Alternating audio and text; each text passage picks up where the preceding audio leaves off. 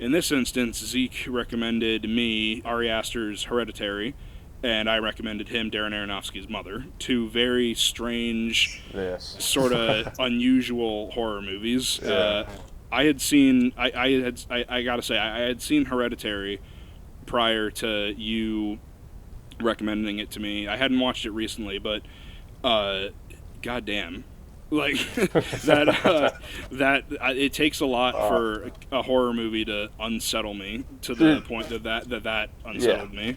That was so when I first saw it in theaters, it took me like an hour afterwards just to wrap my head around what I just saw. I was baffled. I went back to the theater the next day and watched it again because I was so like, I just was like, what the hell am I watching? Like, but it was awesome. It was a great movie. I haven't had a movie do that to me, and I don't even know how long. Like, it was really cool. Yeah, it takes a lot because I kind of. The horror genre is something that I really kind of like to work in. I love to whenever I work on like a script or I'm thinking of ideas for a short, my mind kind of automatically jumps to horror. So I kind of have desensitized myself a little bit to most of the content out there that's horror related. But when I watched the Hereditary for the first time, I was like, man, this is really different, and I kind of ended it, and you get that feeling where you're like you feel like a kid again, and you're like looking in every corner wondering if Toni Collette is gonna like crab walk out from at you, or like every little noise makes you jump. Like it really like it was I can't even think of words to describe it. It was just so unique and crazy in the best possible way. Yeah, man, that's like what I walked away to. I was like, this is probably one of the most unique films I've seen, and like there isn't like you can't. It's hard to describe a movie like that. And also, we were like walking out of the movie, and someone brought their kid to this movie, which I was like, I'm sitting here, I'm like, I can barely comprehend what I just saw. I'm like, I'm hoping this just goes all over this kid's head, but otherwise, I'm like, that just seemed like a weird choice to me, but whatever. Yeah, I can't even imagine. I've had weird experiences with like, oh man, is this like really appropriate to bring your kid to watch? But I can't imagine watching Hereditary in the theaters at 8 years old. That's like, I would be scarred for life. For real, that's what I was like. I couldn't. Yeah, like I would probably have like screamed and ran out of the like theater. Like that movie was nuts. Yeah.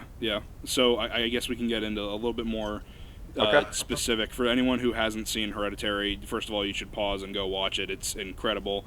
One of my favorite horror movies of the past 10 years or so. But the gist of it is, you have this family. I don't remember all the actors. Toni Collette's the mom. I know that. But you kind of have this family, and right off the bat, we start with them dealing with the death of the kid's grandma, but the mom's mother.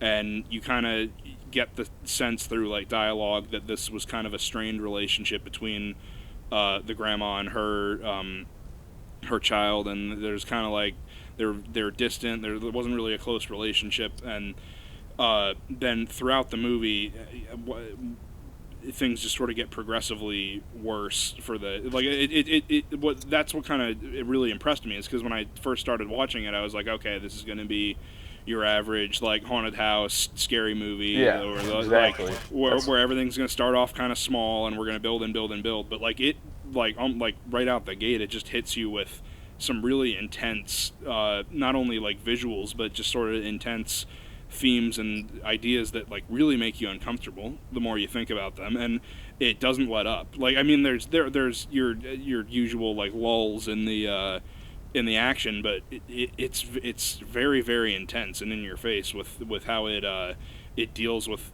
like very grotesque and unsettling ideas, and that's what I think was so effective about it. No, I agree. It was like it's just, if you haven't seen it yet, you just prepared to have your socks knocked off, because that's how I felt the first time. You're not gonna know what to expect going into it, because like I did no research on it before I went in to see it the first time. And if you haven't done any research, just go watch it. Don't do any research. Just watch it first, because it is like it's not your typical scary movie by any means. Like it'll really like make you rethink horror films. Yeah. I can definitely attest to that perspective, because I didn't even see a trailer. I knew that it was a horror movie, and I knew that it had these elements of like sort of your average like haunted house type movie, but I knew nothing about it other than that going in. And I'm really glad that that I didn't know anything about it, because it kind of, I mean, I was a little bit jaded, knowing that, okay, this is a haunted house movie, this is what I can expect, but it goes out of its way to sort of defy those expectations, and I really, really liked that. From just all sorts of standpoints, the cinematography, the lighting, the score, the performances, everyone was going on and on and on about how amazing Toni Collette was, and how she was snubbed that she didn't get an Oscar nomination, and I can totally agree.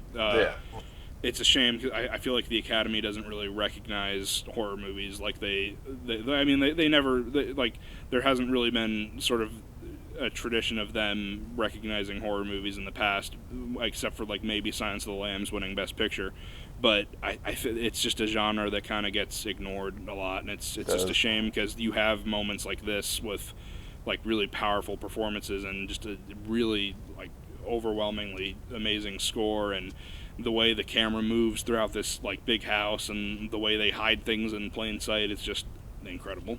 Yeah, I was, like, it's an impressive movie overall, not just from the story. I mean, the storyline itself is like, that does more than enough. And then, you throw in the cinematography, the music, they did a really great job putting this together. Like, it's not your typical scary movie by any means.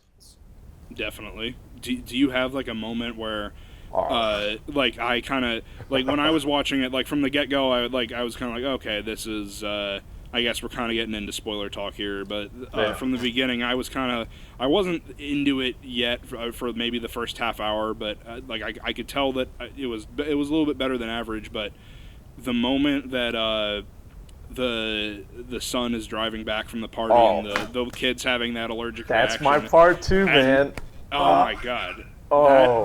That was when I knew I was, okay, this is something different. This is something crazy. I need to see where this is going. That was, oh man. That is, I'm not even kidding. Like, that is the same exact part. Like, that's the same part that I was like, what? Like, I held my breath for like 5 minutes in the movie theater. I was like, wow. Like, I was not. I've never, like, I mean, I've seen some stuff in like horror movies, but that, just because of like, I think the relationship with the characters, and I was like, it was a lot. I was not expecting that by any means. Like, and then when they revisit it too, like, that's just it's so my god, visceral. Oh my god, because you get just like a blip of it, because then it mostly just stays on the, like, I don't know if we should say, I don't want to spoil too much for anybody, but I don't. Well, let's say right now. Okay, so if you haven't seen Hereditary yet, you should definitely go and see it. It's easily one of the best horror movies I've seen in the past 10 years. I think I gave it like an 8 or 9 out of 10 on IMDb when I rated it. So yeah, it's definitely go watch it. I'm not sure if it's on any streaming platforms or anything like that, but if you can find it, you should definitely check it out. So Amazon spoilers. Prime. Oh, it's on Amazon Prime? Yeah, Amazon Prime. Oh, sweet. Okay, so if you have Amazon Prime, then you have no excuse. You got to check out one of the best horror movies made in the past 10 years. So, okay, so then, yeah, I guess let's spoil it going forward. Yeah, that's just, oh man, when, dude, like I can't even like think of. I'm trying so hard to come up with the like words to describe what I felt in that scene, and it's like, that's all you can say is Yeah, like, that's it's just a noise. Yeah, when she's like having her like what is it? Oh, we can spoil it now. Okay, so we have when she was having her allergy attack in the backseat, and he's like swerves to miss that deer. It's just. I think it was so powerful that, like, so yeah, you get like a little blip of what kind of happens, but then the fact that I loved how they just kept him in like a close-up shot, like kept Peter in a close-up shot driving, and it was just on his face, because I was like, you were feeling almost what he was feeling in that moment, and it was just like you don't even, like, you're sad, you're frustrated, you're like kind of like, what the hell did it like just happen, and I don't know, and then once he goes home and just lays in bed, and then it just turns from night to day. Oh my! And then you just hear his mom screaming in the back, and I was like, that 5 minutes really shook me like to my core during that movie. I was not ready for something like that going into it. And as if that's not enough, after that screaming, they cut to just her head. It's like if that wasn't enough to like upset you, that like, oh man, this little girl just died, and her mom, her brother feels responsible, and the mom discovers it. It's just like, if that's not enough, here, like, check out this fucked up piece of imagery we're gonna throw at you. It's just like, dude. That's one thing that I really like about Ari Aster, is that he's not afraid to. With his other movie Midsummer, especially, a lot of the themes I've kind of noticed is that he loves dealing with like sadness and grief and pain through this lens of horror, and I think it's just because those are such universal. I mean, like being scared is obviously a universal emotion enough, but it kind of like, they're not really aspects I think that get explored a lot in horror. No. It's a lot of obsessing over how can we frighten you, how can we make you uncomfortable, but when you take the like horrible things that are happening and you view them through this lens of like sadness, of like this kind of shared like thought of, oh man, what if my younger sister died suddenly, and like what if I had this like horrible strained relationship with my mom? It's like it kind of makes a universal experience even more universal. I don't know if what I'm saying makes any sense, but it's like, I agree, and I felt like, so yeah, as soon as that scene happened, I flashed in my head, like, I couldn't, like, because I was like, I couldn't imagine if that happened with me and my little sister, if we were like driving down the road. That was like as soon, after like it all kind of set in, I was like, yeah, I thought the same thing. I was like, well, what if that was me? And it feels like, because the way they shot it and like the way, I mean, the acting, it was fantastic. Because I was like, you could really, like, yeah, you could put yourself in their shoes and be like, wow, like I don't even know what I would do if this happened to me. So exactly, I think that's just another whole level of making you uncomfortable, is putting you in that perspective, because it's like I said, it's just not really an angle that gets explored. It's kind of like, well, it takes the experience, because I feel like in a lot of horror movies, it's like a monster or something. I'm like, and not that it's not scary, but it's kind of like, I mean, it's not real, it's not realistic, right. So it's not. But like I'm like, this is something real. This is something that could actually happen. Maybe not towards the end and stuff, but like still, yeah. I mean, the majority of it though, you're kind of like, shit, like this could happen to me. Exactly, and not even that, but it's like a lot kind of like that, but I was kind of looking at it from the perspective of when you watch like any other sort of like just any sort of horror movie, you kind of look at it through the perspective of, oh, look at what's happening to these characters. Yeah, and exactly. I feel like what Ari Aster does so well is that he takes it from, look at what's happening to these characters, and he sort of brings you into the experience. Yeah. I think especially with Midsummer, which we can get into a little of if you want as well, but because you feel trapped like those characters are in that situation, but really with Hereditary to a lesser extent than Midsummer, but it kind of like makes you feel like you're a part of this family and you're dealing with everything as they're dealing with it. It kind of it really brings you in and sort of puts you in the situation in a very, very unique way. Absolutely. And it's wonderful. I love it. Yeah. I was like, and that was my first time ever hearing of Ari Aster too before this, and I was like, yeah. He makes a lot of like short, dark films, and it's just like, I don't know, man. Have you seen any of his shorts? I haven't checked them out yet. There's one that I watched some of. I can't think of the name of it now, but I think it was like something with like this guy was like abusing his stepdad or something. It was like weird. Like he just makes some like really weird stuff, like just stuff that you're like how does he even like conceptualize like these? He's a very interesting person, man. He's for sure. He It's just, and not even in the sense of, I mean, there's that aspect we talked about where he sort of brings you into the experience, but the way he frames things and the way he lights things, it's very, I mean, like, to an extent, it's like what you'd come to expect in a horror movie, but it's not unlike the one thing that I really thought of, especially kind of towards the end, was I was thinking a lot of like The Shining, where like you have like long sort of takes and like you get this like big broad view of the locations and the setting, and you're kind of like wondering, oh man, what's around the corner. That I think that like he really knows how to frame a scene, and he knows where to put the camera to kind of capture what, like you said, like in that car crash scene, obviously your brain is going to, oh man, that poor girl, what happened to her? But he's like, no, we're going to focus, the horror of this scenario is not that someone just got decapitated. The horror of this scene is that this kid just accidentally killed his younger sister. So what is he thinking? What is he feeling? Let's sit right on him. Dude. It's yeah. That's why I think that was probably one. No, I mean, there's some other powerful parts in the movie, but that one definitely was like, that took the cake for me, because you don't necessarily, because most horror movies would have just stopped and done a close up of like the beheaded body or whatever. I'm like, this, they just kind of strip that all away, and then you just pull in, because you're also like, what the hell just happened, and he's also, what the hell just happened. So you guys are both like, it feels like you're sitting in the car with them almost. Like you're just, yeah, it's. And I love the fact that he doesn't say anything either. It's dead silent. Like, it's just him, and then he just starts slowly pulling off. And I was like, wow, like that's, because like what would you do at that point? You know, like I can't even imagine. It's just crazy. It's nuts. But like moving on. I mean, we talked a lot about that scene, but there's so much more to appreciate about that movie. I think that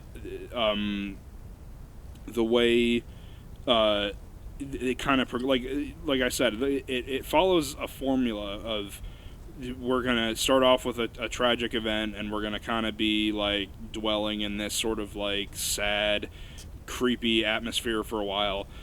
But I feel like a lot of horror movies, what they do is they have that starting point, and then they have like a bunch of smaller kind of scary points that eventually builds to like this huge sort of cacophony of craziness.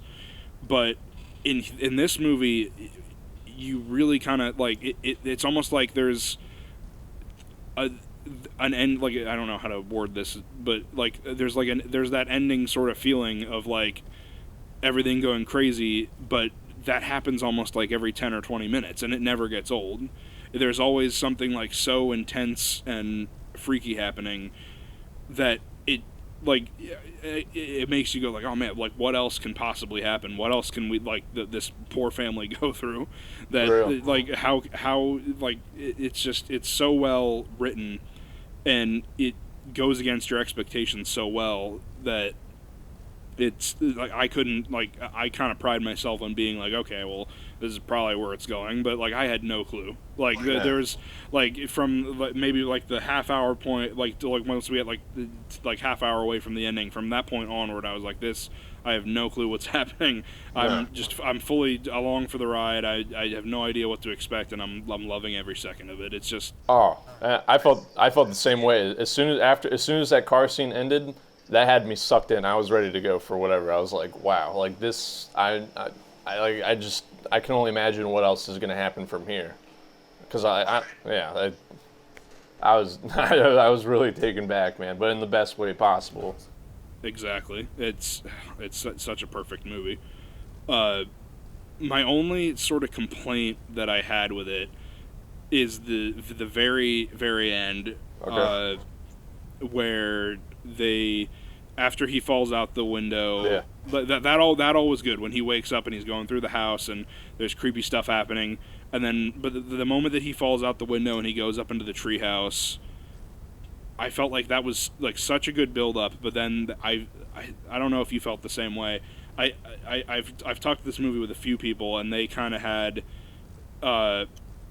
similar problem with it, but they my issue is that I feel like there was too much explained at the very end in a movie that kind of one of the reasons why I liked it is that so much of what there is to appreciate about the movie is in the background and it's subtly hinted at through visual cues and other dialogue, that it kind of felt out of place that they end it with that the one woman who is friends with the grandma explaining like, oh, we're here to worship you now, and it's time again for your reign to go over this world, and that kind of took me out of the moment for a little bit. I'm curious, did that bother you at all, or am I just too nitpicky?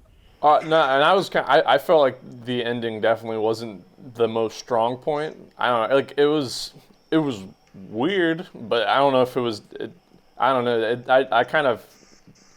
I wasn't as hooked in during the ending, I guess to say. It just was kind of like it was a little.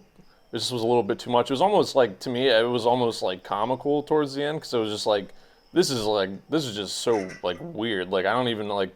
I mean, like I understand what's going on now. It makes sense, but I'm like, this is just like, I don't know. I'm like, this is like, I'm not really like taken back anymore. I'm kind of just like, this is just really weird to me.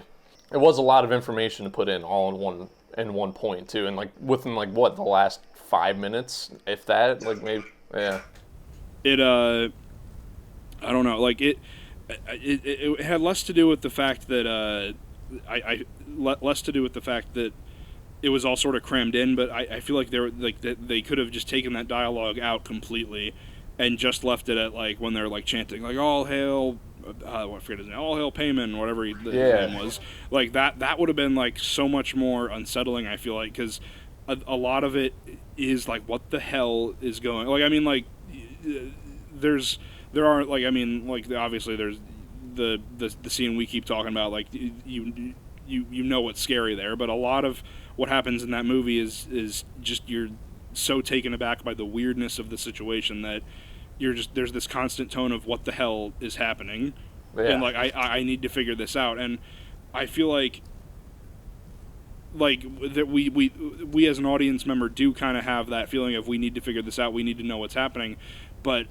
I definitely had that experience too watching it, but I feel like once you get to that ending and they're like, okay, here's what's happening, it kind of is like, oh, well, like you know what I mean? Like, it kind of took me out a little bit. Yeah. Like, I still, like, the rest of the movie I love. There's hardly a problem that I had with the whole rest of the movie, but I just feel like that's one kind of thing that I with Ari Aster's movies, and I mean, he only has the 2 to his name, but they're in both instances, I was kind of like, I feel like you've had this really great build-up, but you've kind of almost like written yourself into a corner here, where like you kind of end on like this moment that's like nowhere near as powerful as anything else that you've sort of set up for yourself here. But it's, I don't know, it's kind of been like a 50-50 split, where I've talked to people and been like, did the ending kind of mess things up for you? And people are like, oh yeah, I'm a little bit, or no, I didn't. So I kind of take that with a grain of salt, and like I said, the whole rest of the movie is practically flawless anyway, I can't complain about it too much. But the ending definitely threw me off too. It seemed a little, not necessarily, I don't know if out of place is the right word, but it didn't flow as well as the other 95% of the movie. It was like, yeah, and like I said, the same can kind of be said of Midsommar, but I feel like Midsommar was much more of a clear cut, like, this is what you from the beginning, you kind of know the end. To some extent. I kind of compare it to, it's a much better version of The Wicker Man, that Nicolas Cage movie. Okay. You know, no, not the bees, but it's kind of a much better version of that, I feel like. But I mean, we can touch on that a little bit. I might want to save that for a future recommendation, but Midsommar was another really great horror movie, kind of with a lot of the same elements to appreciate, like the writing, the performances, and the shock factor too, and something like, because it's like, The one thing though that like I mean, and I feel like maybe you can kind of appreciate this too from like a cinematography standpoint, more so than me or other people. But the one thing that really took me aback when I was watching it is like this is a horror movie where 90% of what's happening it's scary is taking place in like broad, harsh, almost overexposed daylight, which is not really like seen that often. I feel like, Yeah. Because with horror, there's kind of this expectation of like, oh, keep it in the shadows. What you can imagine is more scarier than what you can show. But Ari Aster, I think he did a really good job of like, okay, we're gonna put everything out right in front of you to see, and deal with it. Pretty much, that's kind of his attitude. I feel like is I'm gonna do this horrible, messed up thing. Deal with it. Like and he puts it right there on a plate for you too. He doesn't hide it. It's like it's right there. It's right in front of your eyes, and it's like It's like a train crash. You don't want to see it, but you can't look away. Exactly. Yeah. But yeah, like he's definitely one of those directors. He's kind of cemented himself in that area of I'm gonna go see whatever he makes, regardless of whether it gets good reviews or not, just to kind of experience it, because it's going to be different, even if it's like not a technically well-made movie, which I don't think he is gonna suddenly go south. I mean, I'm hoping he's not gonna go south, but he's kind of like. I don't know. He's just, I think, one of those new directors to really watch out for. Yeah, I agree. Yeah, I think regardless what other reviews are, after you see Hereditary, I think you'll be very curious to see like what he comes out with next, like Midsommar, and like he's a very creative director, and I think, that's like I feel like that's only going to continue to progress to get better as well. I like to hope at least, but I mean. I'm very excited to see what he comes up with next. Same.